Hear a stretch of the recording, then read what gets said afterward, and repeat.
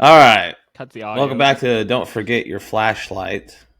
Got my boys with me again today, as always. Hey, from a toodly. I'm real tired, so I apologize in advance. Why are you tired? I just woke up. I was trying to think of something funny to say, but I can't. I just woke up. I mean, we were talking for a little bit, so I didn't just wake up anymore, but I'm still pretty tired. He just woke up 2 seconds ago, got on the podcast and said, welcome back. Yeah. Union. You guys ever been to Union, Missouri? I feel like I've driven through it. I'm just gonna Google Probably. it on a map real quick because I feel like I've driven through it, but I don't know where it's at. It's like 100%. mid-Missouri. It's like, I think it's 50 miles outside of St. Louis. Yeah, I feel like I've driven. We've probably all driven through it. Probably I have. feel like we've driven through it to go to St. Louis. I don't think we have to. It's actually pretty far outside of St. Louis. Wow. So, Kind of by Merrimack Caverns. Kinda. the story mostly follows a guy named Stephen LaChance and his 3 kids. You and your family. Okay, well, Stephen and his family just agreed to rent a mid-century home. They're excited to start fresh when a few nights in, they start to experience a living nightmare. Pictures falling off the walls, doors violently shaking, and screaming that could be heard throughout the neighborhood.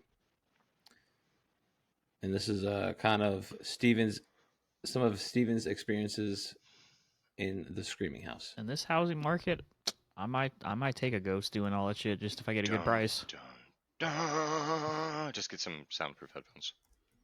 Start getting like plastic like cups and stuff, so if they throw it, it won't shatter. Yeah. Use paper and plastic. Baby, ghost proof my house. We're gonna go kind of slow. I gave you guys some pictures, things like that. I know how you guys like your pictures. How big is this house out of curiosity? I know there's probably no info on it, but this just looks like a really small house. You can look it up. You can find it on Zillow. It looks like a small house, dude.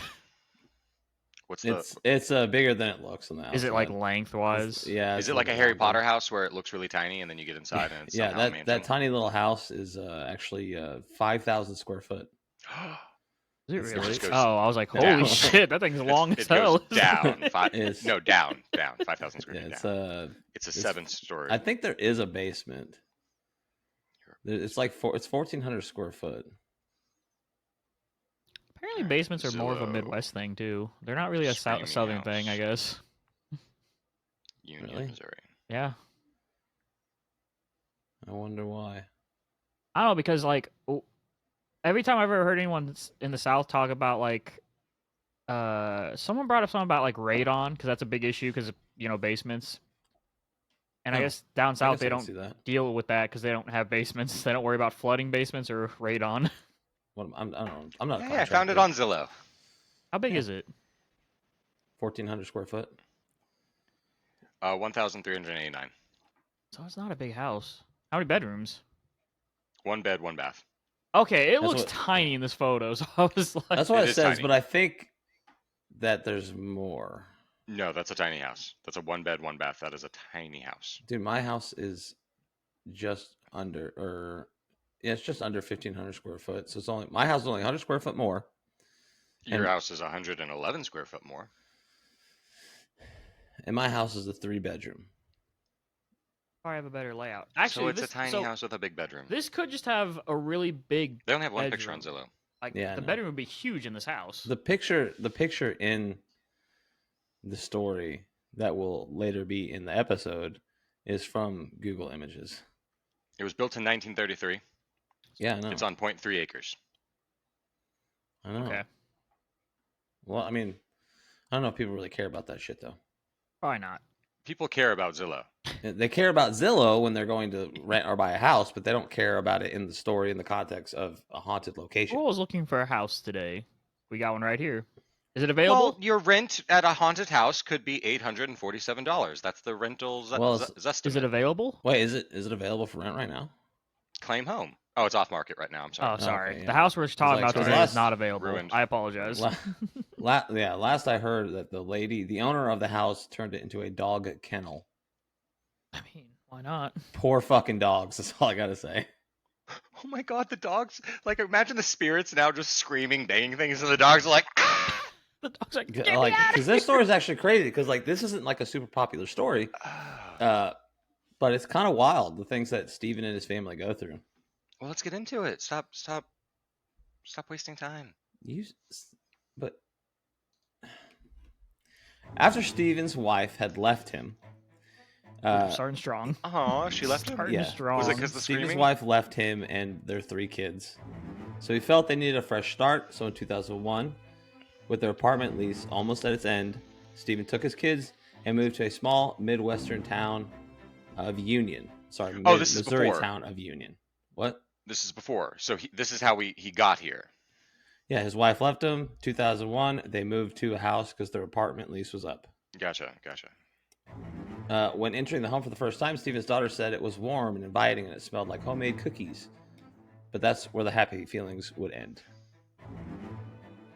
Because the seller probably put candles out. Fresh baked cookies. I'm just gonna... I think that's a tactic to sell houses. Just make it smell good. It It 100% is. They make the house Yeah, they look intentionally inviting, do that smell kind of shit. inviting. Yeah, so you can picture the dream. When the family was unloading the car, excited for their move, a local who was driving by saw the LaChance family moving in. When he pulled up to the curb and he shouted to the family, "I hope you get along with them, okay?" Confused, the family continued to move in, and the man simply drove away. Would that leave you guys confused? I would assume he's talking about some angry neighbor or something. You know, like someone else in the neighborhood. I Yeah. can see that. Like, I hope you get along with them, okay? And then they drive by, I'd be like, oh, who's he talking about? Who do I need to be on the lookout Yeah, for? honestly, I would Which just crappy assume like the person? neighborhood. Like I'd be like, is this like a rough neighborhood? Like, dude, I'd throw rocks at his car. Like, get out of here! When the family moved in, it was Memorial Weekend, and they were ready to celebrate. He hired a prostitute. The on first Memorial night, Weekend. nothing happened, and the family rested easily, feeling safe. Maybe this was due to the family being so tired from the move. Maybe there were other sinister intentions building up.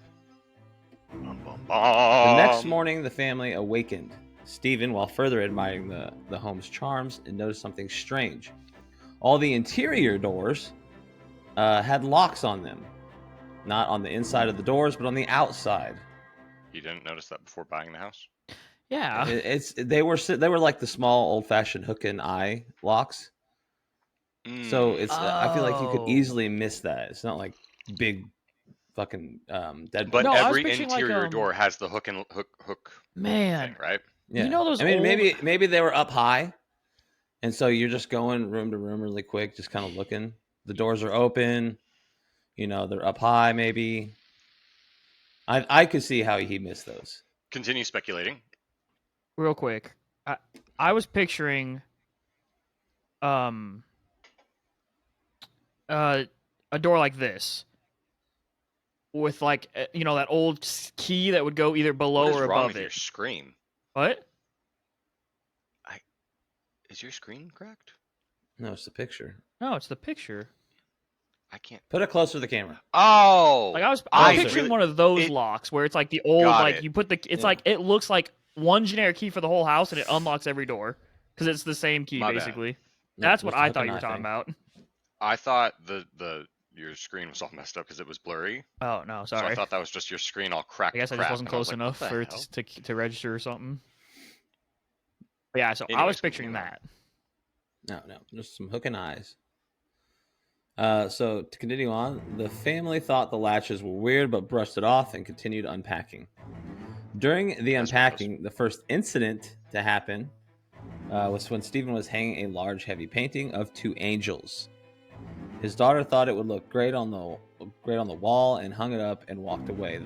What I don't mention is that the house had these small murals of cherubs, which I guess are like small baby angels, Yeah. like kind of painted throughout the house. So another picture of 2 angels would probably be fine, right? His daughter thought it would look good on the wall and hung it up and walked away. Before he got too far, though, crash. Stephen turned to find the picture was on the floor. Stephen would hang the picture up 3 more times, and on the final time, he yelled, "Stay there, damn it," before the picture finally stayed put. But Stephen just discontinued it and moved on with his life. You gotta command. You gotta yell at the spirits. There are other reports of the first incident being problems with the lights. It's an incredibly bright light would be shining through the windows from the outside of the house. And when Man. Stephen would go outside to investigate, he was greeted by nothing more than the cold night air. You could almost discredit that because you guys have hung pictures before in your house, and like when you go to like you just go one swing of your hammer and it goes straight through, and you're like, I missed a stud, and it just went straight like the nail went straight through the wall with no effort, and you can actually pull it out with your finger. You're like, oh I would, yeah. See, that's why I would write off yeah, I'm just the like I missed a betraying stud. falling as like, or like the nail keeps messing up. I'm not assuming that's. See, I'm actually a man, so everywhere I put a nail, it will always be in the center of the stud. You just go to Casey's house. There's a Okay, bunch of well, holes where chalk he that just up sent to- a nail through nothing. It's just a hole in the There's wall. just like one line cut all the way through my wall to show where Dude, all the studs are. You're like, see, I You're like never Batman miss. from the Lego movie. You boom, boom, break, break, break, and then you hit it. You're like, first try. Yep. Same night, pictures falling off. The children were playing on the porch, but his daughter made a strange observation. Stephen's daughter was watching an older man walk down the street on the same side of their house. Stephen would come outside and join his daughter, and she said, "Watch." So they stared at the old man. As the old man was about to pass in front of their house, he turned and walked across the street before passing in front of their house. Got it. Some of the reports say that Stephen sat outside on the porch for 3 hours, watching his neighbors refuse to walk in front of his new house, as well as refusing to even acknowledge Stephen as he waved at them. They would just drop their head and continue on their way. That would be. See, Man. that's in my mind. I'd be like, okay, so when the guy first was like, hope you get along with them, and now all the neighbors are walking by me like that. I'd be like, so the neighbors really don't like new people. Like I'm just like oblivious to all of it. Like, wow, they're really hi, and they're like, It's like it's a community of old people, and you're the only one with kids. A younger guy with kids are like, oh, we're not gonna like this guy. it's like, oh, Sorry How for many yawning people? so much. Did you say it was 3 kids? stop it, Casey. Yeah. They bought Ignore the fucking pictures, please. No. I was just thinking. I was like, they bought a 1-bedroom house because Gabe said it was a 1-bedroom house. Yeah. That's incredible. I think the Zillow listing, like, I think they just put it on the market. They just filled out some generic shit, say it's a 1 bedroom, 1 bath, or whatever. But I am certain it's bigger than that. Well, you also have to realize that a 1-bedroom, to be a bedroom, there has to be a window. So you can have other rooms that aren't technically classified as a bedroom if they don't have an exterior window. Oh, I did not know that. They get classified as something else. Because the story is like the story later, like you'll find out like there is an upstairs set of bedrooms, or at least 1 bedroom upstairs, and there's another bedroom downstairs. Okay, because I was like, there's plenty of windows upstairs in that picture. I was like, there's 4 people in this 1-bedroom house. Like, it is probably cramped. No, it probably has other bedrooms, but due to the way regulations and stuff like that is now, they can't classify it as a bedroom anymore. Yep, that makes sense. All right, so fast forward a few days, and some more strange occurrences started to happen. Like what? As they continued to live through their home, it was at this time it's Sunday, and the children came home from the church excited because they get a yard, so they can garden, they can mow the yard, stuff they haven't experienced before living in an apartment. So this was all new and exciting stuff. When Stephen sent his son downstairs to retrieve a hose so he could wash down the front of the house, it was an older home, probably wasn't taken care of, things took a turn. A scream rang through the house. Stephen ran into the house, into the kitchen, beads of sweat racing down his back, along with chills.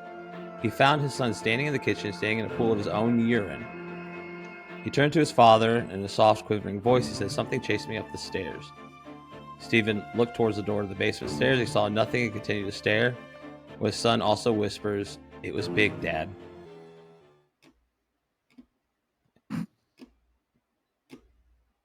What? I'm just thinking in my mind. I'm like, if my kid is sitting there, pissed himself, and he's like, "It was big, Dad." I'm like, I don't know if I want to go down those stairs. My son's peed himself and it said it was big. I'm not. So I'll kind of give some away. Like it's it later in the story it talks about a shadow man. So here it's implying that like a shadow figure, or just like a basement monster. So the fear that everyone has when going up the stairs from a basement that something's going to be chasing you, apparently this kid actually had it, or he also had the same fear Yeah. that everyone To be else fair has. though, as So- a kid, basements are terrifying. I Like, hated dark that, basements because are the lights- terrifying. The lights were always at the bottom. Yep. So you turn them off, and Why? you got to go up the stairs Why? in darkness, and you're just like, You gotta flip that switch or pull that little latch, and then it's a fucking. or you go down the stairs and it's pitch black, so you're like, okay, I gotta go down there and turn the light on. Yeah, like You like ever, you open the you door ever and as you a look down, and kid you're like, get full of yourself and you turn off the light and you walk slowly up the stairs because like you're like maybe you're mad at your parents or something. You're like, I just want to fight this thing. I can take a shadow monster. no. Oh, I never Dude, thought I could take the shadow. I won't monster. lie, I always I- sprinted. I have a story. One of the houses I grew up in, we had turned. It was the same scenario. Light switches at the very bottom of the stairs, and I had the washer and dryer were down there. So I went down there, swapped the laundry out, turned the light off to go back up the stairs, and I was like, "Nah, I'm older. I'm brave enough to do this." I was like 3 steps up, and a loud creak behind me happened. I sprinted the rest of the way and slammed the door and locked it. I was like, "Fuck no!" I was like, "Not all doing right. it." So another article said that the son was able to get a clear visual on what the creature was. He said it was a clown with frizzy red hair, a long white face with no eyes, and a razor tooth smile. Dude, So Pennywise. I would have died. I'm I would picturing. have just died. Have you guys seen the new It? Well, I say new. It was like 2018, the remake. Yeah. The first part is literally there's a scene where they're in the basement doing the slideshow thing. Or no, It's garage. No, but no, no. yes, Sorry, no, it's no. a garage. It was the basement because George, not Georgie, his brother. Oh, he goes and gets the wax. Yeah, he goes downstairs and the basement's flooded, and you see Pennywise's head pop out of it, and then he jumps out and flings himself at him. Oh no! If my When he kid, first goes down the stairs, you can see his brother standing in the corner. yeah, if my After his kid brother's already told dead. me there was a clown with frizzy red hair, nah, not doing it. I would've just yelled like, "It's Ronald McDonald!" I'd still shit my pants if he was in I the want to corner watch of the my Ronald basement. McDonald movies. Oh God. Dude, if he was in my dark Anyways. basement and I caught a glimpse of him, I'd shit myself. Oh yeah, I'm defecating. Dude, that'd be scary as shit. Oh my god!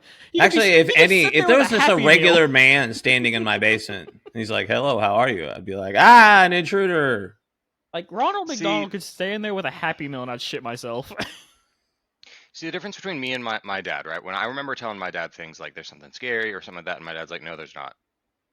Like, just go back to sleep, you're fine. Silly that. But like with me, I feel like when I have kids, because I know how I am right now, I hear a noise out front, I go grab my meat cleaver and take my dogs, and I'm like, all right, let's go. Let's see what's So- going on out here. Like, I got a large meat cleaver. Steven and his two So yes, other I go to children. the door with a meat cleaver. I also have an axe. I have a sword. I have a flail. A bow and arrow. I go in a Apache I have a bow and style. arrow. Go Apache I have a bow and style. arrow. Although that one I don't keep it strung, so I'd have to take the time to string it before I'm gonna go. The intruder's breaking your house. You're like,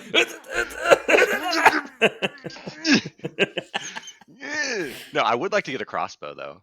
That'd be cool. But yeah, if I hear a breaks noise, in. I You're grab dressed as Daryl Dixon now. half the time I'm half naked, and it could be a mix of what half is naked. So if someone breaks into my house, Snaps You his have dick on the bow arrow or like 6 the bow foot line. 4 me, half naked in my house, my 2 dogs. Who's breaking into my house? Like, this is a large mountain of a man just gonna come barreling at you, regardless Yeah, of what I'm wearing. What And you're scares you just a more, random having to targeting. fight a guy or having to fight a guy with your dick out? I think that should scare him more. He's just got a meat cleaver and he's like, "Oh yeah, I've been waiting for this." I'm standing there, t-shirt, like a kid, Dick like hanging kid, out. toddler, like t-shirt, no pants, just Yeah. meat cleaver. Let's go. Oh no! Like, can you imagine you break into a house, then you just turn, see my dogs and me just ah. I would immediately, my mentality would change, and I would just try to sell you something I had on my person if I was breaking into your house. Like, sorry about how aggressive I am. I am just selling Girl Scout cookies. My daughter Would really you like wants to buy my car keys? My daughter really wants to win something.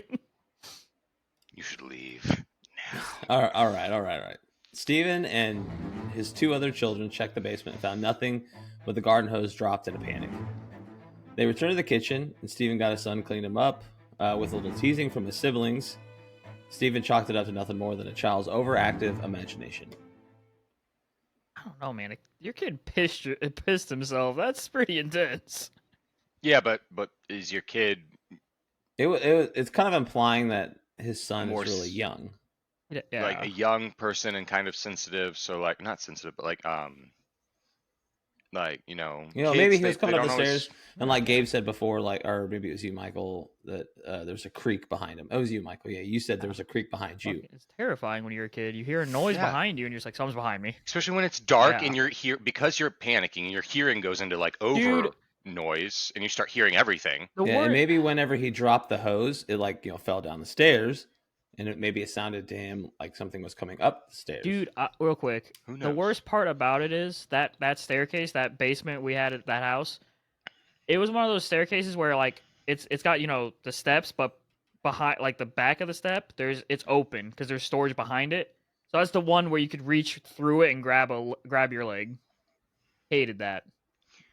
Well, also Hated it. considering like humans we were pretty pretty evolved now, but like back in the caveman day, our brains were all evolving to survive. So you looked for every threat, everything that was in the shadow, every unknown thing could have been a threat. So as a kid, you don't know how to regulate that stuff. So yeah, it makes sense. Like, You turn, you just start seeing shadows. Everything in your brain is saying survive, run, fight or flight kicks on. the thing is, like, just put a board behind it. I hate those open back staircases. Put a board behind each step, please.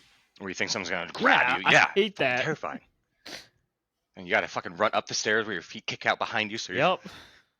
When you're walking down, you step like you pretty much put your heel on the very edge of the step, so they're the furthest away from that hole. God.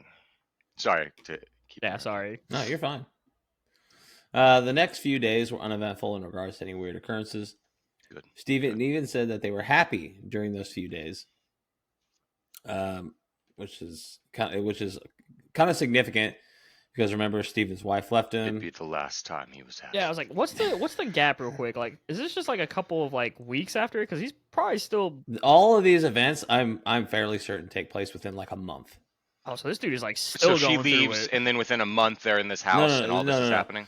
No. Like the events that take place within the house. Sorry. Oh, I was gonna say. As So far as like he's when still, his like- wife left, I don't know. Oh, I was gonna say he's still So going through she it. left undisclosed amount of time before they moved. So you can actually like read all this stuff yourself. Stephen LeChance wrote a book called The Uninvited. Him saying that they were happy is significant because Stephen's wife left him. They were in a small apartment before they got the opportunity for a larger home. I think they started a garden. Kids were close to the park where they played baseball. They could decorate the home. So even though the happiness only lasted a few days, like this house presented opportunities for them to be happy. A fresh start, But like again, his this old would only the happen. apartment had probably a lot of memories of them together. Well, I don't think they would be good memories because if his wife left Well, that's everything, what I'm saying. Like there would be a lot of baggage with that apartment. Yeah. All right. So during the next week, more strange things began to happen. This was the last week of school for the children and the beginning of the work week for Stephen. So no one would be home during the day. So like this is the last week of school for the kids. So they're out of school. Stephen was going back to work because of the Memorial weekend. He moved all his kids right at the end of the school semester. Yes. Because their lease in the apartment was up. Yeah. So yeah. Dude, it's wild to think about this because if this really did take place in a month, like you think they're probably still living out of boxes a little bit too. They're probably not fully unpacked yet. Probably not. Back then they didn't. I mean, who knows? Well, it's a small apartment, so they probably didn't have that much to begin with. I don't know. Yeah, so I imagine just one weekend you'd probably unpack all their shit. Maybe. Yeah. Anyway, so this is the last week of school for the children, beginning of the work week for Stephen. You said that already. I know. I'm just reiterating. So no one would be home during the day, but when everyone returned home in the evenings, all the lights in the house would be on. Stephen was quick to blame the children because that's what you do as an adult, and believing it was just their carelessness. Because clearly they didn't do it. Yeah. But thinking on it further, there was no explanation for the lights being on. And scared, Stephen began to think more logically and worried someone was in his house, such as a home intruder. So he searched top to bottom and no one could be found, obviously. And he relaxed a bit and continued with his evening, still a little bit uneasy. You want to know how you know you're an adult or you're older? I heard that, and like I would probably do a sweep of my house, but then my next thought would be, Dude, my electric bill is gonna be crazy with all these lights on and no one home. Maybe. Give me 2 Couldn't turn seconds. the lights off. I'm gonna put my hairband on. So the temperature had been rising in the late spring. The house was built in 1933, as you said, and I don't think that the house was fitted with AC. It probably wasn't. I'm picturing like window units or something. Well, I don't believe so. Like, Steven is a single income. I mean, granted, this is 2001, so the economy was better. But he's raising Probably just 3 have no kids, windows open. and he probably Yeah. couldn't afford a window unit. So when his daughter says, "Daddy, it's cold in here," that raised some alarm for Steven. He recalls sweat running down his back and wiping sweat off his brows. He entered the living room, and when he entered the living room, he felt the temperature drop. He says it felt like a 30-degree temperature drop in the living room from one room to another. Well, I will say this: when you're really hot and it's like, you're feeling really hot and sweaty, as soon as you go into something cooler, it instantly, all your sweat makes you feel cooler as well. So since you're specifically saying he had the sweat on him, he's feeling hot, and then it doesn't need to be that much of a difference for you to feel instantly colder. You know what I mean? Like, the sweat is already doing its job of keeping you cooler. 30 So degrees, though? I'd be so skeptic though. lukewarm water, when you're that hot, lukewarm water on your neck feels ice cold. You gotta think of how skeptic you would be. Like if your daughter came up to you and said that, I'm like, I've got sweat running down my back. I'm not cold. I wish it was cold in here. You walk in the room at school, it's like, all right, everyone grab your chairs. We're hanging out in this Yeah, dude, room. if it's 30 degrees, I'm like, dude, grab a blanket. We're sleeping So, here tonight. You say that now, but this is the first time that Steven would feel the presence. He describes it as an electrical current running through his body. It brought tears to his eyes and goosebumps across his arms. It passed through him quickly, leaving Steven confused. As quickly as everything had happened, as everything began... Wow, what am I doing here? Sorry, having a stroke. As quickly as everything happened to the room... As quickly as everything happened, What? the room began to rise in temperature. Thank you. I'm dying, yes. You So just as kept everything stopping a happened- room, and I don't know why. As the presence left, I wrote that so weird. Anyway, so as quickly as the presence passed through him, essentially, after it was gone, the temperature in the room began to rise. That night, everyone slept together as Steven struggled to get any sleep at all because the event was slept in the cold room. Well, that's the thing. Like, after the presence passed through him, the temperature began to rise again. So follow the presence. Go to the next cold room. I wouldn't do that. I don't know if I'd sleep in the house. I'd be like, hey, everyone pile in the car. Everyone, we're all grabbing one huge blanket, wrap around all of us, sleep on the pillows. I wrote this next little part as like a question for you guys because like I want to know what you guys think. So it doesn't mention where Steven works, but I can't help but think what his coworkers' reactions would be. Did he tell them about the events? Do they see the sleepless nights on his face? Can they see the fear of, for his family when he goes to work? Does his performance suffer?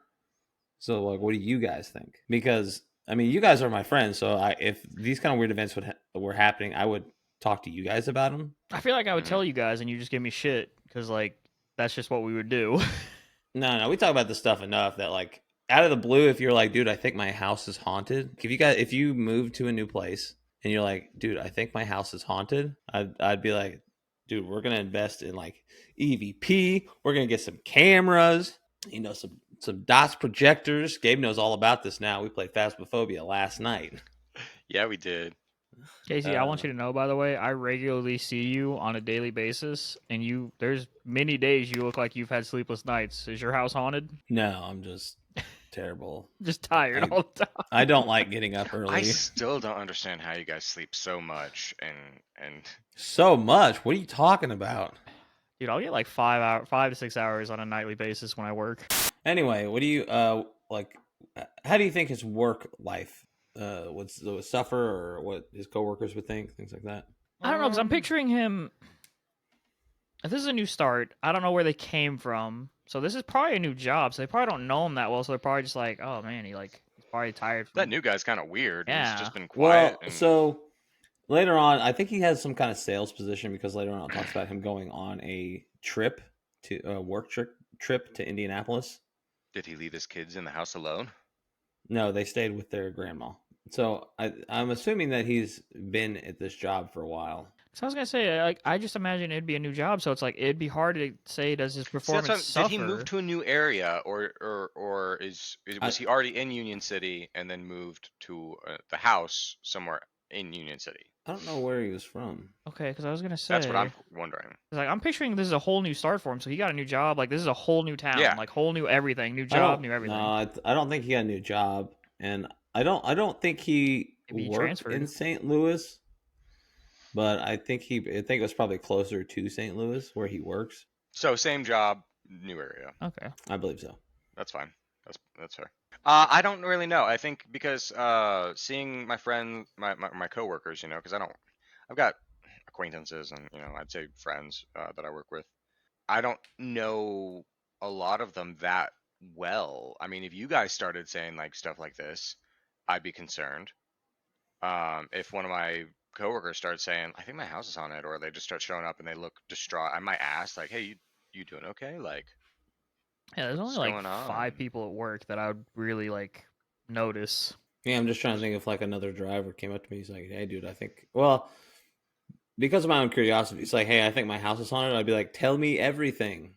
Yeah, I me want too. to know." I will, and you probably won't believe me. It's like, no, I want to know what you believe. So you think that Steven probably would have just been trying to hide this? I think as the times that he's living in, being a man, single father, I think he's probably just keeping it all to himself. Because what I kind of believe is that he's still trying to rationalize everything. Yeah. So he's probably like, "Oh yeah, I think there's some weird electrical stuff going on at my house. I need to get an electrician out there." I feel like someone would say that, or But again, does he have the money for there that? would be 2 other options in my True. mind. I'm thinking like he either doesn't want to say anything because he truly thinks like maybe this is just like the stress of my divorce kind of catching up to me and like being a single father now and having to one income for all my kids kind of a thing, like all this stress and buildup just caved down on me, and I'm like, it's just a mental thing now, because you gotta think like he went from dual income with 3 kids to single income to now take care of 3 kids, just bought a new house, which I don't know, if he could afford it, bought it outright, mortgage, whatever. Oh, he's renting. I don't know if I said that or not. He's renting this place. Oh, either way, that's still stressful, I feel like, because now you're one income with 3 mouths to feed. Well, 4 if you count your own. Valid point. So it could just be a stress thing. Like, he could genuinely be like, oh man, this is like the weight of everything kind of just catching up to me. Like, Yeah, I'm saying he probably didn't talk to his coworkers about it that much. Okay. Or people might think he's insane. Like, if you brought it up to your coworker and you weren't that close to him, they'd be like, dude, are you okay? Like, you drinking too much? Like, are you good? Like, you going through something? I have a couple of coworkers that when they've seen distraught at work, I've just, hey, are you okay? And then if they don't want to talk, they don't want to talk. I'm gonna just let them know, like, hey, I mean, if you need anything, man. Yeah, you're what we call good people. I'm like, yeah, I don't care about your problems. Anyway, it's only a couple. There's a couple people that if they try to come up with me with their problems, I'd be like, yeah, it's not like Why are you everybody talking gets to me? that. Like, it's like you're either in my circle or you're close enough to my circle. like I got a friend, his name's Z, really cool guy. He Wait, actually drew me a really cool picture Zeke for my or Z? Z. Oh, okay. Z. But he, how do you spell that? I don't. I'm literally know just how you picturing the spell his letter Z. actual name. Yeah. I'm just picturing a But Z. yes, it is. He just goes by Z because it's easier to pronounce than his name. So he just goes by Z. Anyways, cool dude. But I've seen him come to the shop a couple times where he just looked a little off, and we're close enough where I'd go up to him and be like, hey man, you doing good? Like whatever it may be. And usually he just keeps it to himself and says he's fine. I'm like, well, I'm here. But no, it's not everyone. Not at all. We're gonna fast forward to Sunday night.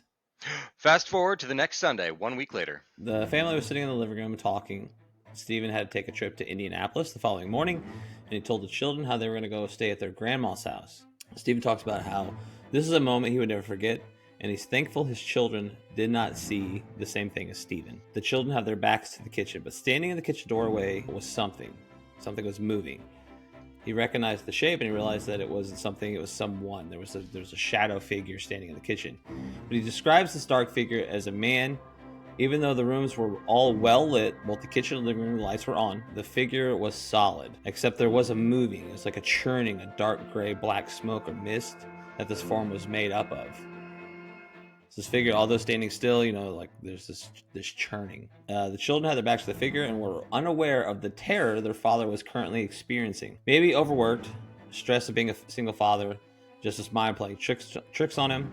He tried to rationalize the experience, so he lowered his head, looked down to the floor, maybe to find some relief. But when Stephen raised his head, the figure was still there. In fact, it began to move. Also, just quick side note, this entity is also responsible for like moving objects throughout the house, especially in the children's room. Things would get moved or misplaced. This is kind of like where Stephen learns that this is what is causing all these weird events. So when I see things like that, I do wonder, like, is it because it's the kid's room, or was it what the room was before? You know what I mean? Like, what do you think on that? Like when you hear something like that, when they're like, "Oh, the spirit's messing with my children's room," I wonder, is it because it's your kid's room, or is it because that spirit's tied to something else that was in the room before? Oh, I see. Like if anyone had moved in the room, it would have messed with them, but or is it because kids are usually more susceptible? Yeah, but I kind of think that it's because children typically have more stuff. I was more gonna say toys, things like that. Where the dad's got a dresser with some clothes. So just more for the entity Yeah. to I was gonna say, do you remember? interact with. Do you guys remember the movie Sinister? We all watched at Casey's house. Oh Terrifying yeah. movie. Like that was because he targeted children because they were easily manipulable of like believing in him and like doing his bidding. Dude, that's what it made me think of though. Whenever you said he saw him standing. Remember with the scene where no, it might not be that. It might be. Oh, it's the first Conjuring movie. When the Warrens first move in or first go into the family and they're meeting all the kids, and then later she's recounting what happened and she's like she saw the thing behind the daughters. Yes. Yeah. Yeah. Yeah, that's what this made me think of. Because I was thinking Kinda. that's what I pictured in my head was the Conjuring, like just the like because he targeted children for that reason. Gotcha. Okay. Slowly and quietly, the figure made its way into the living room. Still out of sight of the kids, the form was still churning and turning, the gray and the black mass. Fear coursed through Stephen's veins as he stared, locked on the figure in what felt like eternity. After only a moment, the figure disappeared, faded away like a fog. Although terrified for his family, Stephen kept his composure and calmly asked his children if they wanted to go for a late night soda and visit their grandmother. The kids, overjoyed obviously, agreed to this late night adventure for soda. Stephen, again, who was still terrified, he stands up on shaky legs, grabs the car keys from the coffee table, and says in his most dad voice, "Come on, guys, it'll be fun." The family exits the home in an orderly file, and just as Stephen locks the house, a loud echoing scream emanates from the house. It's so loud it can be heard throughout the neighborhood, even causing dogs to start to bark. So Stephen is terrified at this point, right? He's horrified. He screams, "Get to the car." So him and the kids, they just start racing. They get in the vehicle as fast as they could. Stephen ignites the engine and he throws it in reverse. As he's speeding out of the driveway, and then his youngest child says, "Daddy, the basement monster is in the window." He glances back at the house, and in the window stood the dark figure of a man, watching them leave the neighborhood. I won't lie to you guys. I wouldn't go back, and I wouldn't even pack my stuff. I'd be like, "Ooh, we're just gonna slowly buy new stuff." Yeah, I don't know. I would ask my parents. I don't know if their I'd go back grandparents. either. I'd be like, "I need help buying them clothes so they have clothes for school." But outside of that, we'll eventually get everything else. Yeah, I don't know what I would do either, but I don't think I could go back to the house. Hell no. So the family stayed. Sorry, what were you gonna say, Michael? I was gonna say hell no, dude. I would be shocked if I even made it to the door without having a heart attack. Well, they made it outside. They were on the porch. He was locking the door. But he saw it, and it said he was legs trembling, stood up to go get the keys. I would have had a heart attack right there. I'm sorry. Knowing me, I'd have to start trying some supernatural stuff. Yeah, I want to try the too. salt. I want to try the iron, and just to test. I will say that in other reports of this, one account obviously says that it's just stared and watched them. The whole time it's screaming, by the way. Other reports, though, say that it is like racing through the house, window to window, room to room, searching for the family. I think that would be more horrifying than just staring at me. Looking through the windows and you can see it just bolting back and forth through the house. You can hear the screams as it's just going room to room, trying to find you and the kids. Like that'd be scary. So the family stayed with Stephen's parents, and early the next day, he gathered his things for the business trip.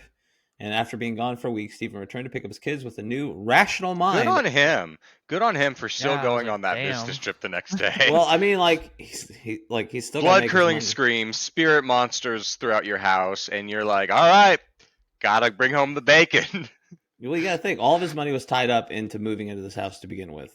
like he's got to be running on pennies. He comes back after a week. You know, he's been gone for a week. He's been separated from the experience, and he comes back with a new rational mind. Of course. So with his savings tied up in the renting the house in the first place, they had no choice.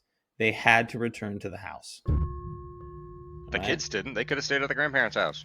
Valid point, but yeah, dude, I don't know if I take my kid. I'm I'd gonna have to assume go that back. the grandparents. I'd have to go back didn't have- first by myself to look at it. I would be telling my mom and dad, be like, "Hey, can you guys watch them at least for another night? I'm gonna go back to that house.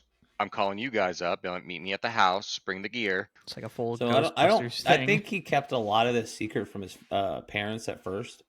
Again, you don't have to tell them. Just tell them, "Hey, I gotta go check some stuff out Yeah, at but the house." then questions are going to be raised. Okay, I just don't think. I think you know, I want to make sure. You know, a couple of nights I saw a light on. A couple of nights I came home and I found a light on. I want to make sure there's no one at my house. Valid point, but thinking about it though, kids say a lot, so I imagine that they've probably been telling their grandparents all of this stuff. Like they were in their custody for a week. I would And either almost the grandparents guarantee. believe them or they didn't believe them. Yeah, because See, like the depending on how grandparents, young they're the definitely kid an old is, school generation. They probably are just chalking it up to Overactive amount kids. Yeah, or they could look at the kids and be like, oh, they might be a little traumatized about the divorce. They would. yeah, stuff like that.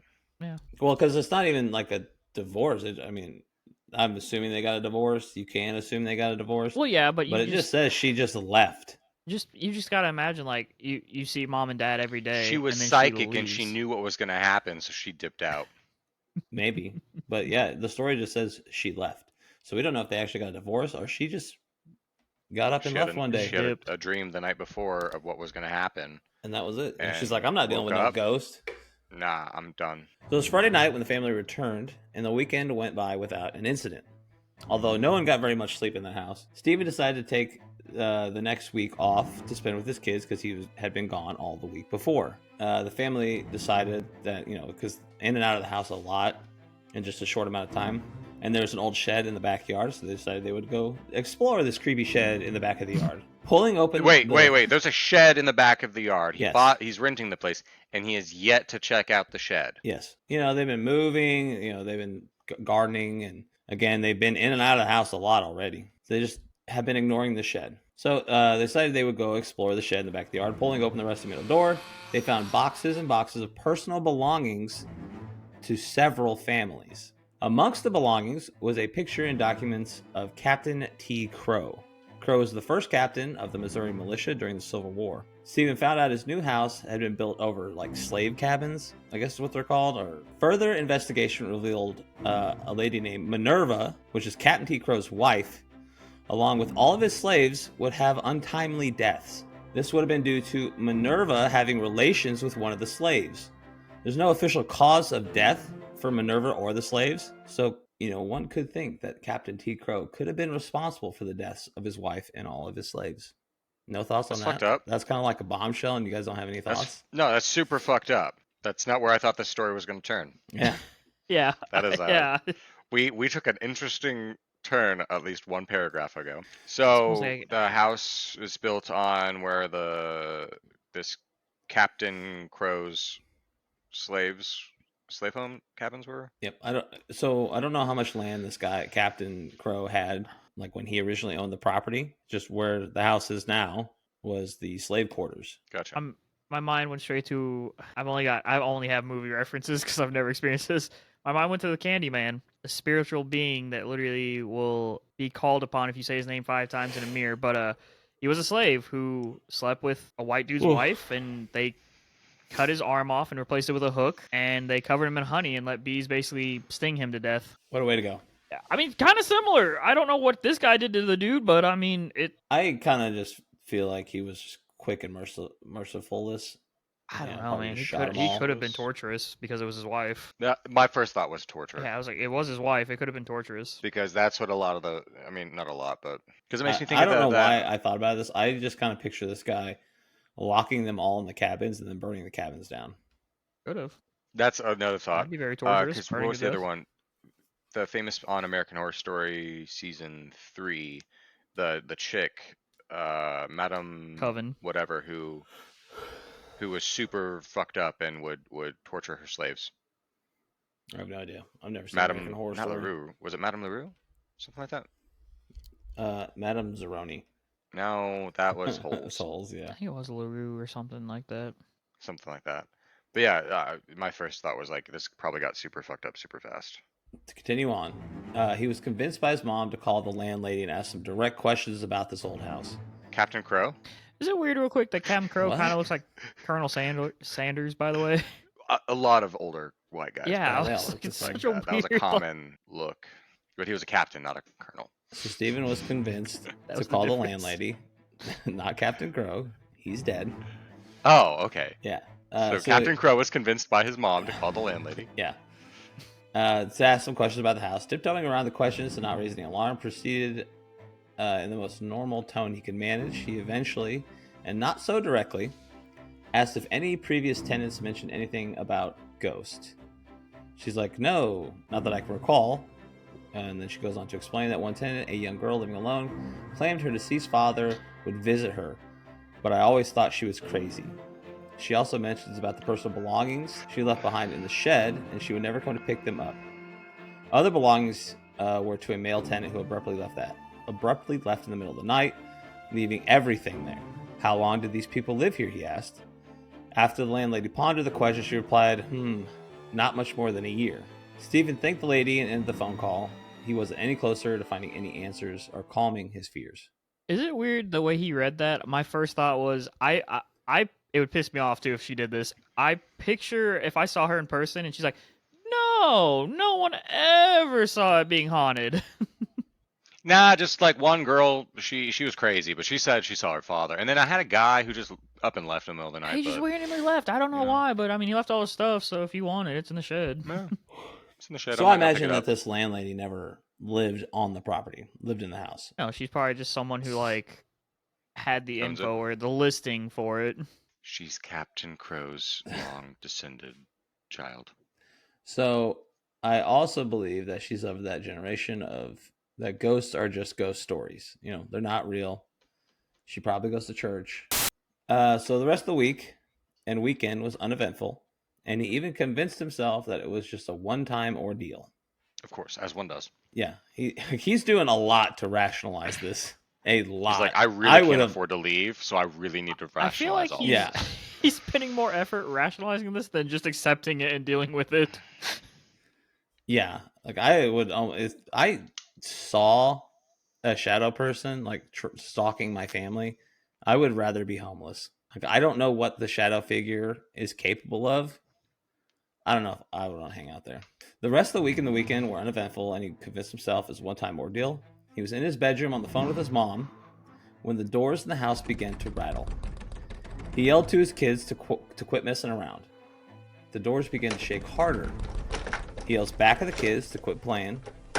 The doors begin to shake even more violently. Is everything okay? His mother asked. He goes, I'm not sure. Just as he was about to scold his children, his daughter calls back to him, Daddy, I'm reading and my brothers have fallen asleep, and all while the doors are rattling. So the kids are just out while the doors are slamming? Yeah. Kids can sleep through anything, I get it. Yeah. Just as she tells him that, the temperature in the room drops. Again, it plummets another 30 degrees. Perfect. An electrical charge can be felt throughout the room. The same energy as before. But this time it's accompanied by a horrible putrid stench. Gross. A smell so horrible Sulfur. it permeated the room. Sulfur. Still on the phone with his mother, a silent scream could be heard building in volume. The scream grew louder and louder. Stephen yelled through the phone, Mom, help! We have to get out of here. And the phone call ended. That's scary. Then the house started to shake violently, rattling plates and the cabinets, knocking pictures off the walls, and a loud boom came from the staircase, and then another boom, and another boom. Something large was making its way down the stairs. At the same time, the screams of a man grew even louder. Stephen yells, My kids. He heard his daughter screaming from the bedroom. And the booming was growing louder from the stairs. The screams were drowning out every other noise in the house. Stephen went to open the door to his bedroom because I didn't mention it, but the kids are downstairs in Stephen's room. And so this thing is coming down the stairs. And Stephen's bedroom is just off the staircase. Like there's two doors to Stephen's room. One of them is attached to the staircase. Like I don't know if you have to go through his room to get to the stairs, or if there's just another adjacent door to the stairs. Again, some of these rooms aren't classified as a bedroom. I know, but either way, there's a But they're probably staircase being used. to his room, and there's another door that he has to get that's closed that Stephen is now trying to get through. And he starts screaming from the bedroom. The booming from the staircase is growing louder and louder. The screams are drowning out every noise. Stephen went to open the doors, but it was solid. It wasn't locked, but it was solid. It was closed. It was held by some kind of invisible force. Stephen, he could feel the presence behind him approaching. He's terrified. He's too afraid to turn around. Stephen's trying to break through the door, throwing himself into the door over and over until finally the door crashes open. Stephen instructs his older son to take his youngest son and go outside. His daughter, frozen with shock, is standing motionless. Like she sees something, she's terrified. Stephen slaps his daughter to get her out of the house. Slaps her, gets her back to life, and grabbing her by the wrist, he thrusts her towards the door and into the dark night. The boards on the front porch were cold, but a welcome relief to the horrors that waited for them inside the house. He slammed the door behind him, trapping the basement monster inside. They don't call it the basement monster, but I really like that term, so I just kept using it. The family get into the car, and they drive up the street, and they park with the house still in sight. So, they just kind of park up the road a little bit. The LaChance family waited for Stephen's parents to arrive, the whole time watching the presence move throughout the house and search the family. A black shadow moving from room to room screaming, which even from up the street was still audible to the family. This would be the family's last night in the house. Stephen's children never returned. Stephen's children never returned and were never allowed to return. If he went to the house, he never went alone. And when he returned the few times to grab their belongings, the people he brought to the house would always experience something paranormal. A scream, a whisper, pounding on the floors and doors. It was no longer selective about who received the wrath of the basement monster. I'm not going to lie. If you guys asked me to help you move... I feel so bad for the dogs that live here. I'm not going to lie to you. If you guys asked me to move your stuff out of this house and I started experiencing something like that, I'd be like, we're not packing up in boxes in this house. Open windows, start chucking it out the windows, and we'll do it outside. It's gonna be throw the tub in the middle of the floor. Everyone just chuck it in, throw it out the window. I wouldn't even want to next pack tub. in the house. I'd be like, dude, let's just get it out of the house. We'll pack it outside where it's not out there. What if the spirit actually loves all the dogs, and actually now it's just like super calm and chill, and all the dogs are just like coexisting? It just lives a happy life now. My dream. My dream. It's this spirit is just happy with all the dogs. I'm eternally happy now that it's dogs and not people. Maybe he's just more okay with it because, like, maybe the spirit, whatever spirit it is, believes it's like the owner of the house and like it's his house. The dogs just happen to. The dogs are just essentially pets, Basement monster daycare, doggy daycare. Stephen recalls the landlady as he turned in his keys. She was staring at the bruises along the side of his body because of how hard he was throwing himself against the door. And she says, "Some people aren't meant for old houses such as this." Wait. I didn't think that you were the type. And he responds with, "I guess you're right." Stephen would drive by the house from time to time, and whenever he did, there would always be a dark figure standing in the window watching him drive by. Although Stephen and his children no longer live in the house, Stephen is still plagued by nightmares, staring and screaming of a faceless man. In his dreams, the man is in a basement, standing over a drain, washing away blood from his naked body. Grunting, panting, and loud, labored breathing. Although previously a skeptic, Stephen now believes in ghosts. Do you know how mad I'd be if that woman said that to me? I guess some people aren't made for older houses. I would want to slap her. So, yeah, I'd be so Guess you're right. Your fucking keys. He took that like a champ. I would have said so much worse to her. Oh. But I commend Stephen, like to have bruises along your body from throwing yourself at a door, like that is like I do not question. He was getting to his kids. Yeah, I was like, I do not question at all. This man loved his kids. Some people aren't he was getting to his houses, kids. And you look at me like that. Oh. So, Stephen would later go on to film documentaries. He was on several like paranormal investigation shows. And as I said, he wrote a book called The Uninvited. Stephen also sent out requests and emails to paranormal groups, such as the Warrens, but received no reply. Stephen was able to bring in the Catholic Church and find out there was a cemetery with grave sites dating back to the Civil War. We already kind of knew that. But they also discovered across the street that there was another house where another violent murder took place, leading to the church believing that all the land itself was poisoned. Paranormal investigation crews reported that were given access to investigate the house. They reported EVPs, stuff on photographs. Some investigators even suffered bites and scratch marks while going through the home. The church even released a report stating the house was possessed by a demon. A couple questions I have for you guys. Could this be the most dangerous haunted house in America? And Michael and Gabe specifically, well, I actually already told you, so this one is irrelevant. Because I was going to ask you, what do you think the house is now? And I already told you it's a dog kennel. It's such a detailed dream. Let's go. It is wild to see a faceless man standing over a drain, washing blood off his naked body. Who do you think the man was? Captain Crow.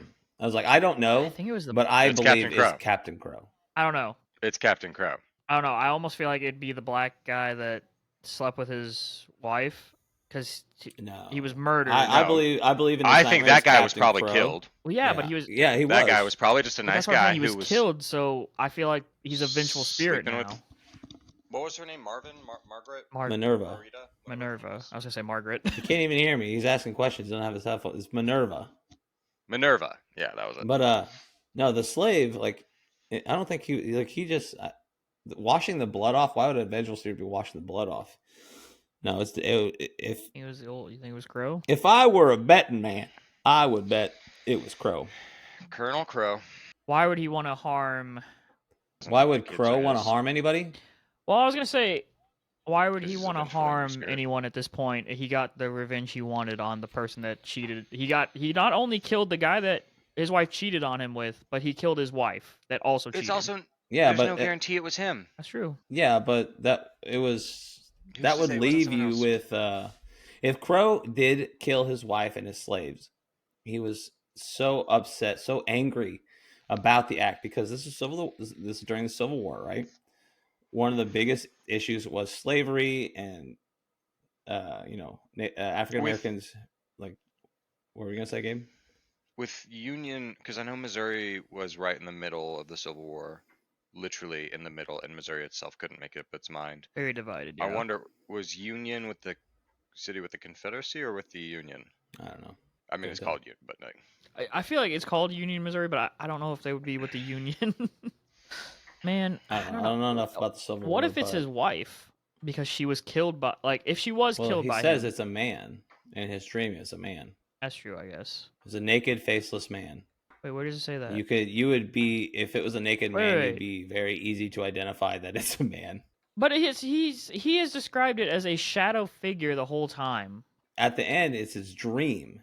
That's what I'm saying. When he's living at the house, it's a shadow figure. Yeah. In his dream, it's a man. But that's just a dream. Like you can have a dream about anything. He is still haunted by this dream to this day. But he never saw the figure standing over washing blood off the body. Yeah. So this could just be a nightmare that he is having because of the shadow figure, like seeing it. It could be a trauma that he's just making a story about it. I feel like you have gotten lost somewhere. Yes, the whole time he's in the house, it's a shadow figure. It's a unisex shadow figure, yeah. Non-binary. Yeah. But I think that the dream is like a continuation of the nightmare he was living in. I'm just saying you can't put past the dream though, because I've had dreams, Casey, where you have died and you are still sitting here talking to me. As far as you know. Fair enough. I wish I was better at video editing because I would just like have myself disappear Fair now. enough. just fade out. Just transparent, disappear. I'm just saying though, like, you can have a dream and it doesn't mean anything, but like, you were in the dream because I see you so often in my life that I probably just put your face on that character that died because I've seen you so many times. I don't know. I think Casey, I've never killed you off in my dreams. Thanks, Gabe. I've never killed either of you off in my dreams. Thank you. Michael, got anything to say to that? Michael, I've never killed you off in my dreams either. If it was a foresight, don't go skydiving because your parachute did not open. So as I asked you guys and the audience, Do you guys think this is the most dangerous haunted house in America? If what Probably other not. haunted houses or haunted locations do you think are comparable, if not more dangerous or more active? Isn't the You know, Missouri do you State think this is? Penitentiary like classified as one of the most haunted places in America? I think Waverly Hills is Waverly considered Hills. that, I was gonna say like I doubt it's this. but Waverly Hills has a lot of like publicity on it. You know, like a lot of information and a lot of like it's a big tourist spot. This isn't. It's just a small little house. Do you on think Zillow. do you think he drives by this house? Because it says he passes by it and he can still see the shadow figure from time to time. He's not letting the fear Do you go. think he just? Yeah, I was like, I wouldn't want anything. I wouldn't want to remember it. I would like. Do you think he has to pass it? Because I would not go out of my way to look at this place anymore. I'd let it die in my mind. I'm trying to think. Let it die. Dude, Live and I would let. repress It the almost fuck sounds out like of it. there's like some kind of unfinished business. You know, That's why I think Yeah. That's why I think he's dreaming about this thing. Like like I think the shadow figure, this demon, whatever it is, has almost got this like hold on him. yeah, it's got some kind of hold on him. He's like almost spiritually connected to it now, and he has to see it. At some point, he's gonna go back to the house inside. I don't know, because Gonna go back curiosity to would the get house me for a enough. sequel. I feel like my You know, it'd curiosity. be cool to later see like Stephen LeChance buy the house. And then burn I it. feel like down. my curiosity Something would like get that. the best of me, and I'd want to see it again. I'd almost want to see it to verify. You're the one who said you would let go of it. I Now you're know. saying you'd want to He see changed it his again. mind. I've got People could two change their thoughts mind. on it though, because there's a part of me that would just I'd want it to bury it. I'd want to like repress it, never think about it, and if someone brought it up, I'd probably get mad because I had forgotten about it. But there's a part of me that would Like the also there's a game. curiosity in me that'd be like, what if it was just my family and I go back and I don't see a thing there? Like what if it was a one-time thing and it was my family that disturbed It the was because spirit, of your kids. but like I drive back and there's nothing happening. I'd be like, so is it fine if no one's in the house? It's just vengeful when someone's in its turf. You know what's interesting? The spirit didn't know they like left the house. And it's still running around looking for Like him. every time Casey, every time you described them like watching the house, it's like the spirit's looking for them. It's like, did it not know they just walked out the door? It didn't see them I don't just know. leave. Did it not just like? Did it see them running towards the exit? It's like a dog. Well, the spirit's we like, don't where'd they know. go? It's Where like are a they? dog. I have to Ah! verify that you walked out of this house, otherwise I'm searching this whole house for you. It's like when you're gone and the dog's like missing you. Like, ah, where are they? Where? Ah! Maybe, but like I mean, obviously we don't know what the spirit realm is like, you know. So like maybe whenever the family exits the door, there's just like this. Maybe there's like this blinding light of the outside that temporarily blinds the spirit and make it to where it doesn't know where the family went. You just have what if this is just a weird scenario where this is like the most friendly ghost, but because it's a ghost, like the only way it can interact is like everything it does is super intense to every human, but like to him he's like, dude, I've just been trying to have friends and hang out with these people and they're terrified of me. Fuck. Guys, I chased out another family. Guys, he's just knocking on the door. Like, dude, Well- Stop my banging the people are door. gone. Well, let me ask you guys another question real quick. Do you believe these events happened? Like, do you think Stephen LeChance is either lying about the whole thing, which would be kind of a shame because this is a really good story in my opinion, or Well, do you think it is true? Or third option, do you think that Stephen thinks it's true? Maybe Stephen has like some kind of mental issue. well, his wife did leave him in the middle of It's the the thing, Or like, could what it if? be? Yeah, could it be trauma or something? Or maybe he's like, maybe he does have some kind of mental This illness. is gonna sound awful because I don't want Sorry, to go make ahead, this guy Michael. sound bad, but like, what if it was? speculation. Yes. What if it was the trauma of the divorce, the stress of the financial stress on him because he might not be making the most money to take care of all his family, but now he's either had a dream about it, he's either like weird stuff happens at the house, so then he made up this shadow figure to almost tell this story that now has probably made him some money to where he's probably better off with his family. Probably, but I don't believe that would happen. For years afterwards. Now, again, speculation. Let's go devil's advocate here. Say it is all fake. Say this Steven guy was just going through a really rough separation with his spouse and just his mind snapped. And so he just created all this in his mind. And actually, the landlady of the house was like, like, I don't know why you're freaking out. Like, it's just a house. and it was all in Stephen's mind. What if that was the case? And then he just wrote all this down. Fiction, because he had an overactive, broken imagination. Maybe.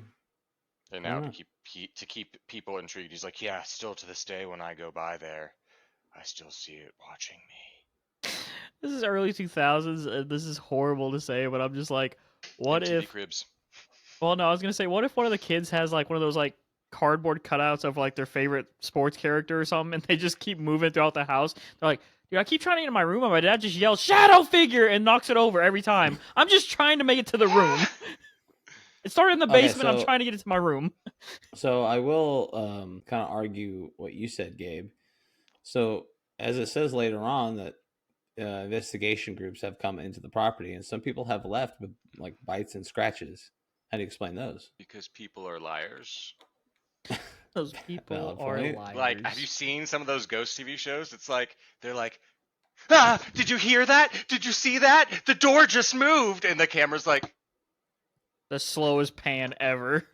Like, how much of that is real, and how much of that is someone off camera dropping something? Well, someone showed... Here's the crazy thing. Stage makeup on to do a bite on someone's arm. It bit me! A lot of people have... I would have to see medical things. Well, no, the funny thing is, like a lot of things, people... Like, you got tested. Sorry, Michael. No, sorry.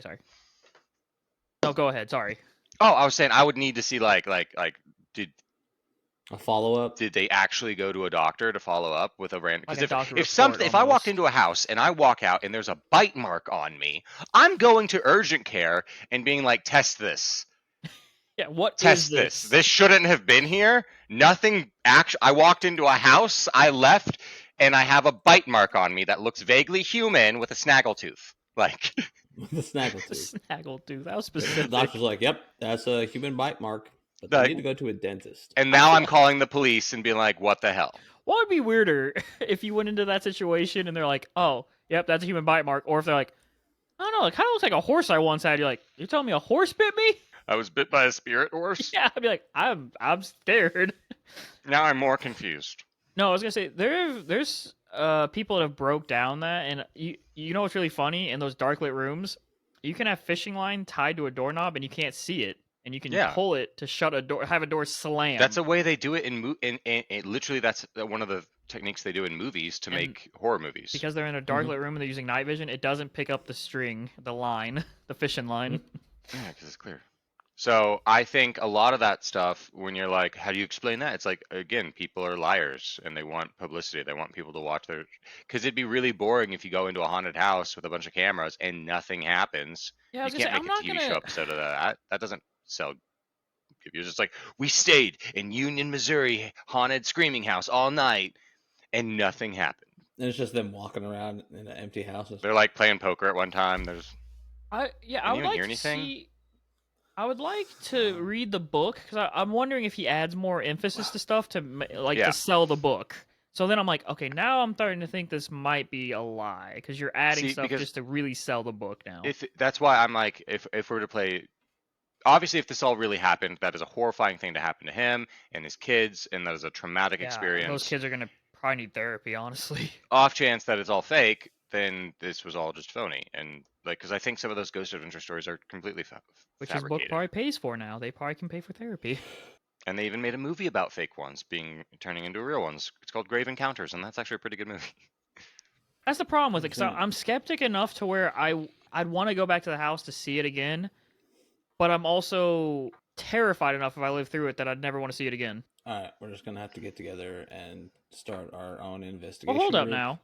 You asked us, Casey. I gave you a pretty solid 50-50 answer of what I'd do. What would you do? What would I do, like, if I was in the situation? Yeah, would you go Casey, back to the house? Would you drive back by the house to see it, or would you just bury that memory for the rest of your life and just pretend like it never happened?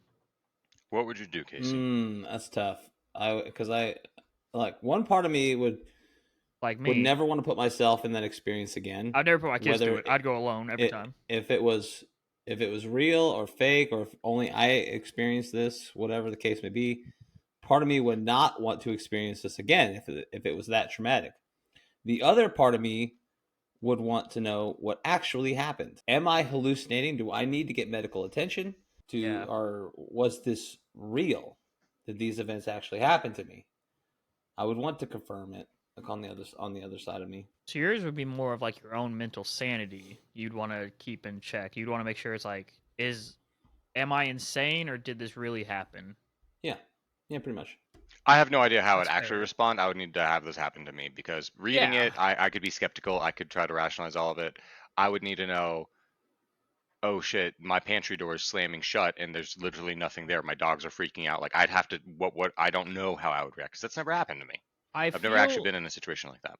I feel as though, I'm not going to lie to you boys, I feel as though if I was in this scenario, even if I thought that it was just all in my head and like I just like I went in and like nothing was different, you guys would be with me. I would absolutely be like, hey, I need you guys to just come with me and verify Yeah. that I'm insane. We walk in and And then Michael I'll just deal with starts acting drugs. crazy. And Yeah. we throwing walk in, himself I against just see the Gabe wall. grabbed by his ankles, Ah! falls to the ground, dragged into the other room. I'll be like, okay, my imagination's really good, or Gabe actually got dragged away. I'm like, Like, Casey, for the love of God, you saw that, right? This isn't just me, right? you turn around, Casey's just, what? And then Casey Casey's fades gone. away. I'd be like, Casey fades away Ooh. right as you look at him. you think your house is haunted. You're obviously probably inviting someone over, correct? Yeah, we all just said that. We'd all invite each other. Casey said he's going to somehow get together money and we're going to get some equipment and we'll all go together. Boy, I'd feel like shit, though, if one of you died. Like, if I invited you over to my house thinking it was haunted, and, like, just you coming over just to verify that it's not, and then one of you gets dragged into a room as soon as and I dies, walk through your door threshold, I just die. I'd just be like, that would I'm like, hey, Michael. Like Phasmophobia, you walk in and just instantly you see the just Yeah. ragdolls. I'd be like, just gone. oh, God, that would fuck me up. So I'd be like, should I be in my house? I walked through the threshold. Should I be in here? The ghost is like super protective of Michael. I guess there's worse things, Anyway. I guess. All right. What do you guys think? Let us know in the comments. Leave a little message for us. I'll give you Michael's personal email. It's Michael. I'm just kidding. Anyway, I want to know what you guys think. Maybe you have other suggestions. I would like to know that as well. Also, if you can give us a rating on Spotify, that would be fantastic. Thanks again for watching, guys, and we hope you have a great day. Don't forget your flashlight. Ah. Okay, bye, guys.